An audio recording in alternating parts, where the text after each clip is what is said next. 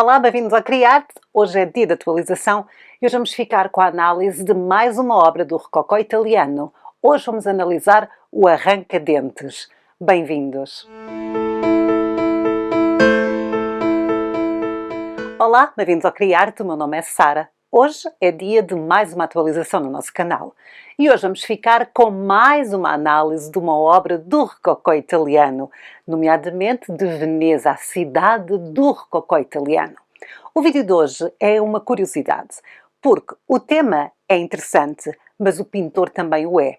Hoje vamos analisar uma obra de Tiepolo.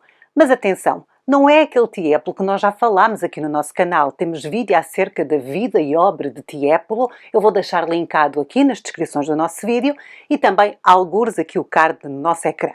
Não, hoje vamos falar do filho desse Tiepolo.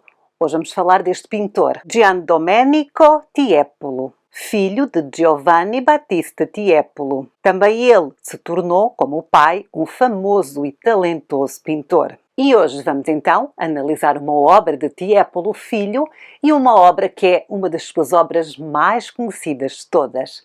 Esta é a obra conhecida como o Arranca-Dentes, uma obra pintada por Giandomenico Tiepolo em 1754.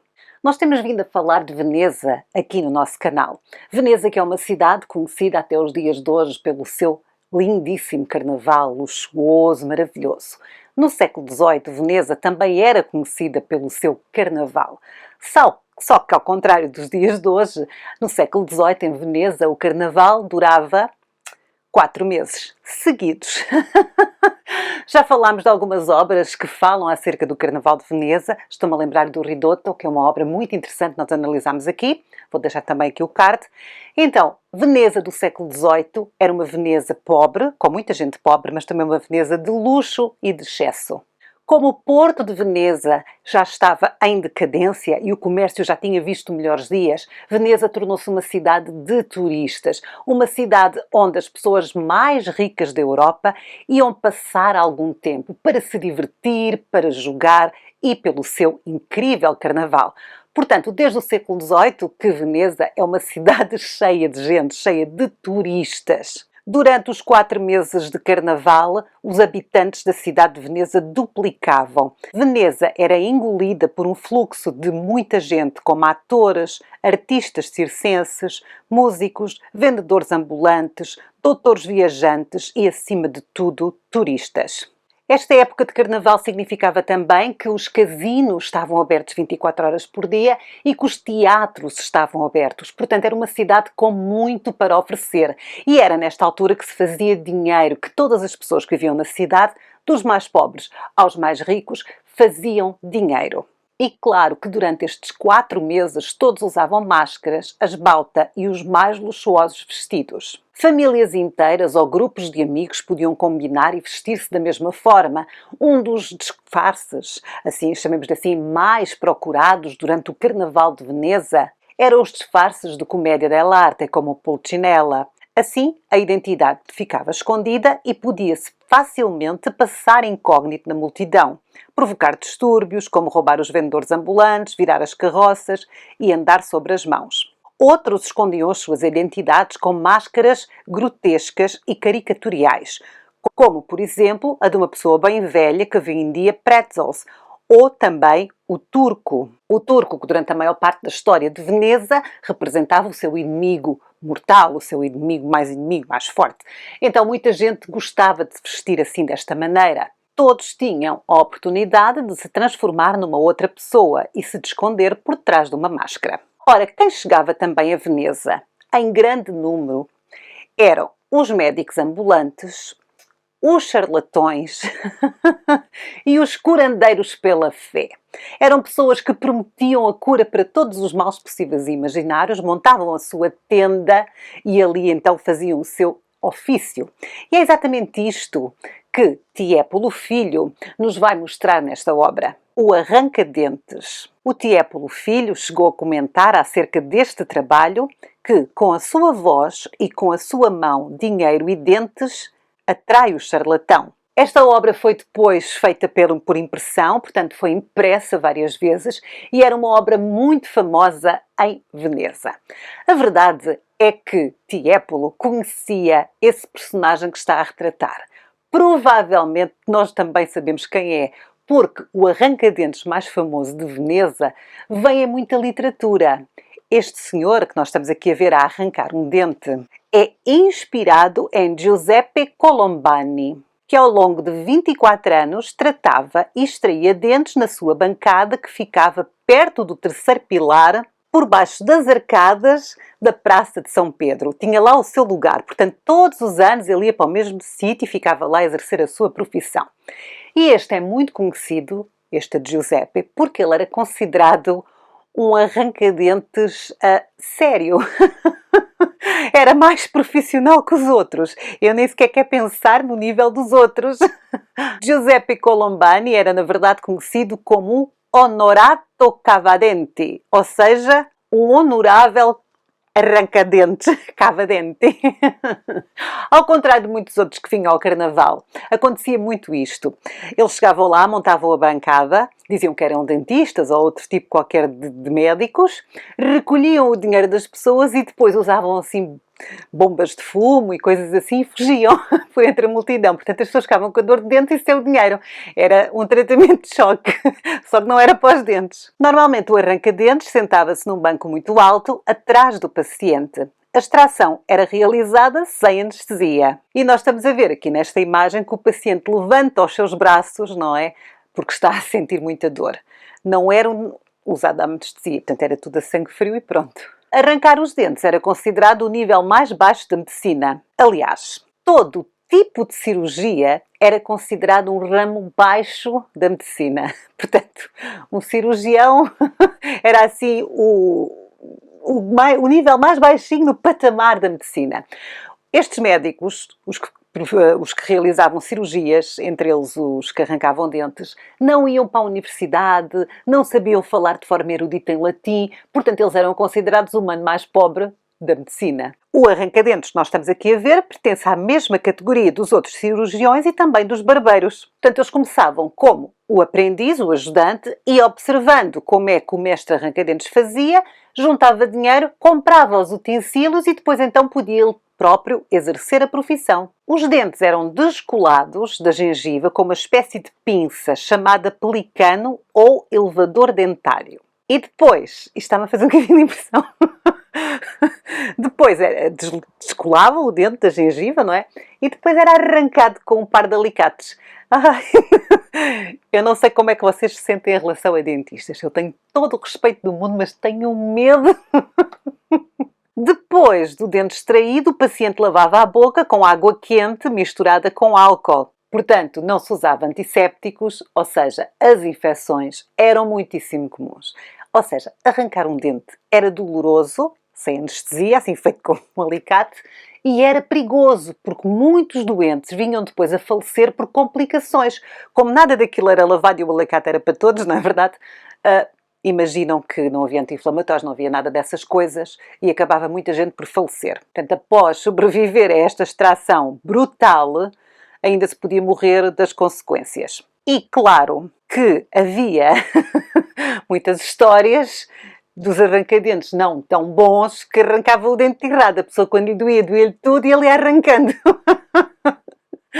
Enfim, por tudo isto, ir ao arranca-dentes era sempre o último recurso possível. Portanto, as pessoas que estavam na fila para arrancar um dente eram pessoas que não aguentavam mais as dores de maneira nenhuma e que preferiam morrer a continuar com dores. Nesta obra nós vemos uma senhora que está com a cara com um lenço, ela está em frente ao paciente e ela deve estar a sofrer com dor de dentes. Para combater as terríveis dores, os arranca-dentes vendiam depois vários produtos, como o extrato de raízes e muitos bálsamos que eles próprios misturavam. Eu vou-vos dar a receita daquele que era assim o mais comum. Era um bálsamo em que se misturava óleos de lagostim, madrepérola ou vieira, chifre de veado ou carvão, tudo misturado com canela ou óleo de jacarandá para disfarçar o cheiro. Devia ser ótimo. A maior parte dos médicos que arrancavam dentes acreditavam que o que fazia buracos nos dentes, as cáries, ai, está-me a fazer impressão falar isto, mas pronto, eram na verdade vermes que ficavam ali na boca e que iam cavando. Então o que é que eles recomendavam para as pessoas terem os dentes mais saudáveis? Fumo! Então eles punham toda a gente a fumar, que pelos vistos matava os vermes dos dentes. Eram os médicos da universidade que recomendavam então este excelente tratamento, que era fumar e, claro, recomendavam aquele que é o tratamento mais comum e mais antigo da história da medicina, pelo menos no século XVIII, que era mandava-se sangrar as pessoas, punham-se aquelas lesmas que sugam sangue. E porquê isto? Porque acreditava-se nesta época que qualquer doença resultava de um desequilíbrio dos fluidos do corpo. Então, para equilibrar os fluidos do corpo, tirava-se os fluidos, tirava-se sangue. E as pessoas, pronto, ficavam curadas. Para diagnosticar este tipo de desequilíbrio, fazia-se a recolha e análise da urina do paciente e estes eram colocados em tubos de recolha e, na verdade, podem ser vistos no estandarte. Entre os dois homens está aí um tubo de recolha que se usava então para recolher e fazer depois a análise. Fora desta situação do arranca-dentes ambulante das feiras, foram sendo feitos alguns avanços na medicina dentária, nomeadamente nas cortes, no século XVIII, nas cortes luxuosas de Viena, de Paris e de Londres. Portanto, as pessoas ricas também tinham dor de dentes, tratavam-nas de outra maneira, tratavam-nas com mais ciência. Também se extraía dentes, mas era mais comum haver algum tipo de prótese. Era muito comum arrancar-se dentes bons das pessoas pobres para se vender às pessoas ricas, para elas colocarem no lugar do... Enfim. E tinha-se mais algum cuidado com a higiene oral. Mais algum cuidado, também não era muito. Alguns médicos também reparavam cáries com enchimentos. Mas aqui o nosso arranca-dentes, como o Giuseppe Colombani, tinha outras histórias. Ele não fazia parte de uma corte rica, mas, a ser este o personagem que o templo aqui está a retratar, o Giuseppe tem uma história de vida fascinante. Ele começou como assistente de um curandeiro persa, que dizia ser capaz de fazer ouro. Depois viajou pela Itália e pela Espanha como mercenário e músico. E finalmente assentou e, em 1724, publicou um livro a atacar os charlatões e a expor os seus truques todos. Ele dizia às pessoas para não confiarem nos outros. Ele próprio fazia então os remédios para vender e levava-os consigo dentro de um baú, que é este que estamos a ver. É este pequeno baú vermelho que vemos aqui na obra. Este está sobre um pano azul. O pano está a esconder um baú muito grande, que era onde ele levava as coisas todas para poder fazer a medicina e onde ele levava também os seus instrumentos, porque ele era ambulante. Portanto, o baú, os utensílios para arrancar dentes, uma carroça e cavalos eram parte integrante da profissão destas pessoas, porque eles andavam de sítio em sítio e nem sequer andavam sozinhos, eles tinham os assistentes e tinham outras pessoas que nós já vamos ver quem. Portanto, no cofre guardava-se os cremes de beleza, as tinturas para o cabelo, o elixir para a vida longa e a mais famosa poção de todas, que era as poções do amor. As pessoas acreditavam muito nisto. Então o que é que elas faziam? Nesta altura do carnaval, usavam máscaras, não é verdade? Já falámos disto várias vezes. E ninguém os conhecia, então eles podiam ir, sem ter medo das pessoas reconhecerem, comprar as poções do amor. Existia uma crença absoluta nestes produtos e isto está muito ligado à ideia do iluminismo. Pode ser um contrassenso, mas na verdade não, porque as pessoas que acreditam no iluminismo são pessoas que acreditam na ciência, do poder da ciência. E o que se passa aqui é que isto era aquilo que as pessoas achavam que era a ciência. Eram produtos científicos estudados por médicos. Portanto, em vez de irem rezar ao santo padroeiro das dores de dentes, as pessoas iam ao médico comprar um remédio. Portanto, as pessoas acreditavam realmente que isto era uma experiência vivida com a razão. Em vez de irem para a Santa Apolónia, que era a Santa dos Dentes, os populares voltaram-se para a ciência e para as poções médicas da altura. A fé estava agora neste baú vermelho. Para atestar a veracidade e também a eficácia de todos os seus produtos, estes médicos mostravam às pessoas uns documentos oficiais muitíssimo importantes. São documentos com selos nobres, como podemos ver aqui em cima do pano azul. Temos uma carta e temos um selo que está a se apender. O selo é impressionante. Para além destes documentos que ele mostrava, e vocês não se podem esquecer que a maior parte das pessoas não sabia ler, portanto deviam gostar imenso de ler aquilo. Ele também distribuía, quando chegava a Veneza, quando chegava a uma cidade, uma série de panfletos. E nesses panfletos, então, ele dizia todas as coisas que já tinha curado, todas as pessoas importantíssimas que tinha curado. Nós aqui estamos a ver o dentista, o arranca-dentes a arrancar o dente, e está um homem aqui de pé. Este senhor está a contar de forma muito entusiástica à multidão todas as pessoas que o arranca-dentes já curou. Ele conta das habilidades, conta grandes histórias, exagera muito e assim está a persuadir a clientela. Na verdade, a palavra charlatão deriva da palavra ciarlare, que significa balbuciar. Falar muito, contar muitas histórias. Para além destas histórias que estão a ser contadas de forma entusiástica, muitas vezes os médicos ambulantes contratavam atores. Vocês já devem estar a perceber que isto é tudo uma produção. Nós aqui nesta obra temos 3 atores que estão assim num local mais elevado. Eles também ajudam a chamar a multidão. Temos um arlequim que faz gestos e piadas obscenas para fazer rir o público. Temos uma jovem atraente, esta fica em silêncio, usando o seu leque para chamar a atenção. E por fim temos uma última jovem que está de costas. Esta jovem tem lenços na mão. Estes lenços, na verdade, pertencem a uns clientes. Era assim, eles faziam o pedido do que queriam, tiravam o seu lencinho, colocavam as moedas e tapavam um nó. E mandavam. Os atores recolhiam, abriam o lenço, tiravam as moedas, colocavam a poção, o que ele tinha pedido, davam um nó e devolviam. Era assim que era feito. Estes atores também apresentavam comédias de 3 atos. Para além dos atores que estão aqui a entreter toda a gente, também vemos um macaco. Mais uma companhia típica dos médicos ambulantes. Era um animal exótico, chamava a atenção e ajudava a atrair a multidão.